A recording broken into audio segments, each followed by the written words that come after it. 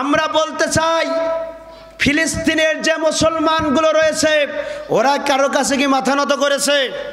কথা বলেন। কাশ্মীরের মুসলমানেরা কারো কাছে মাথা নত করেছে? ইরানের মুসলমানেরা কারো কাছে মাথা নত করেছে? ইরাকের মুসলমানেরা কারো কাছে মাথা নত করেছে?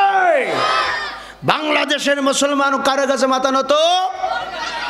আমাদের নেতা যারা চলে গেছে, নিরপরাধ মানুষগুলোকে ফাঁসির মঞ্চে ঝুলানো হয়েছে, ওদেরকে বলা হয়েছে, শোনো, তোমরা যদি রাষ্ট্রপতির কাছে ক্ষমা ভিক্ষা চাও, জীবন যদি ভিক্ষা চাও, রাষ্ট্রপতির কাছে তোমরা ভিক্ষা পেতে পারো, তোমাদেরকে মাফ করে দেওয়া হবে। ওরা এক বাক্যে সেদিন ওদেরকে বলেছিল, আমাদের জীবন, মুমিনদের জীবন তো একবারই চলে যায়, ঠিক কিনা? মুমিনরা মৃত্যুবরণ করে একবারই, মুমিনদের মৃত্যু তাদের পকেটের পড়া থাকে, ঠিক কিনা? মুমিনদের মৃত্যু তো জুতার ফিতার মতন। কিসের মতন? কিসের মতন? জুতার ফিতের মতন। পকেটে মুমিনদের জীবন পকেটে থাকে, যখন চাবে তখন আমরা দিয়ে দেব। রাজি আছি কিনা? রাজি আছি কিনা? মুমিনরা মৃত্যু, ওনারা সেদিন বলেছিল, আমরা জীবন দেওয়ার জন্য প্রস্তুত হয়ে আছি, তোমরা যদি আমাদের অন্যায়ভাবে হত্যা করো তাহলে আমরা দুনিয়া থেকে বিদায় নেব শহীদ হয়ে, ঠিক কিনা? সুতরাং আমরা তোমাদের কাছে প্রাণ ভিক্ষা চাই, চাই। ইবনে তাইমিয়া তিনি বলেছেন, তোমরা যদি সঠিক মানুষ চিনতে চাও, কি মানুষ? তোমরা যদি সঠিক মানুষ চিনতে চাও তাহলে একজন মানুষের দিকে তোমরা তাকাও, যেই মানুষটা সমাজের সবচেয়ে ভালো মানুষ, সবচেয়ে সঠিক মানুষ, ওই মানুষকে দমানোর জন্য, ওই মানুষকে ধ্বংস করার জন্য আর চতুর্পাশে যত প্রতিবেশী আছে, আর চতুর্পাশে যত মানুষ আছে, তার মর্যাদা ক্ষুণ্ণ করার জন্য চেষ্টা করবে, ঠিক কিনা?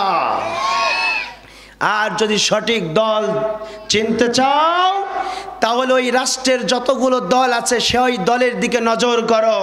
সব দল যখন এক দলের উপরে চাপ দেবে ওই দলটা ধ্বংস করার জন্য, তখন তোমরা বুঝবে ওই সমাজে, ওই রাষ্ট্রের বুকে ওই দলটাই খাঁটি দল, সঠিক দল, ঠিক কিনা? তাহলে তো এই আলেমদের চিন্তা অনুযায়ী আমরা সঠিক দলের দিকে আছি তো ভাই? আছি তো? একান্ত প্রিয় আপনজনের আমার, মুমিনদের পরিচয় আল্লাহ পাক রব্বুল আলামিন বললেন, যখন মুমিনদের পরিচয় হলো, ওদের সম্মুখে আমি আল্লাহ পাক রব্বুল আলামিনের নাম ঘোষণা করা হয়, নাম উচ্চারণ করা হয়, ওই সময় মুমিনদের কলিজার ভিতরে ভূমির মতন কম্প হতে শুরু করবে।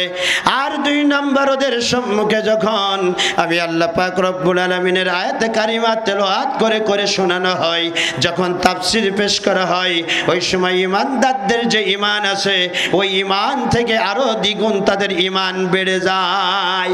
ওয়ালা রাব্বিহিম ইয়াতাওয়াক্কালুন। আর ঈমান বাড়তে বাড়তে এমন চূড়ান্ত পর্যায়ে পৌঁছায় যায়, ঈমান বাড়তে বাড়তে এমন চূড়ান্ত শিখরে পৌঁছায় যায়, ওদের সম্মুখে ফাঁসির মঞ্চ আসুক, ওদেরকে মিথ্যা মামলা দেওয়া হোক, ওদেরকে ধ্বংস করা হোক, যাই করা হোক না কেন, আমার আল্লাহ পাক রব্বুল আলামিন বলেন, ওরা আমি আল্লাহ পাক রব্বুল আলামিন ছাড়া দুনিয়ার কারো কাছে ওরা মাথা নত করে না। সুবহানাল্লাহ বলবেন না?